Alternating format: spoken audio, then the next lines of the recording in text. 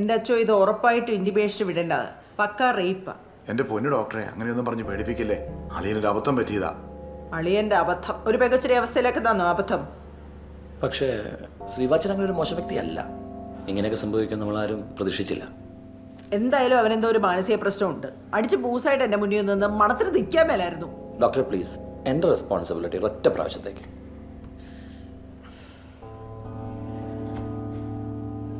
അച്ഛൻ പറയുന്നതുകൊണ്ട് തൽക്കാലം ഞാൻ റിപ്പോർട്ട് ചെയ്യുന്നില്ല. പക്ഷേ ആ പെൺകുട്ടിക്ക് പരാതി ഉണ്ടെങ്കിൽ അപ്പം തന്നെ അറിയിക്കേണ്ടവരെ അറിയിക്കും. ഇല്ല ഡോക്ടറെ, ഞാൻ മോളുമായി സംസാരിച്ചു. അവൾക്ക് ഒരു പരാതിയില്ല. അവളുടെ അമ്മാവൻ കൂടിയാണ് ഞാൻ. എന്തായാലും നിങ്ങൾ ഈ പയ്യനൊരു കൗൺസിലിംഗ് കൊടുക്കണം. ഈ കുടുംബജീവിതം എന്താണ്, ശാരീരിക ബന്ധം എന്താണെന്നൊന്നും ഈ പയ്യനൊരു പിടിയുമില്ല. ഉറപ്പായിട്ടും ഉറപ്പായിട്ടും. അമ്മച്ചി വിഷമിക്കണ്ട, ഞാൻ ഡിസ്ചാർജ് ചെയ്തിക്കോളാം. പിന്നെ ബലം പിടിച്ചതിൻ്റെ കുറച്ച് ക്ഷീണമൊക്കെ ആ കുട്ടിക്കുണ്ട്, അത് മാറിക്കോളും.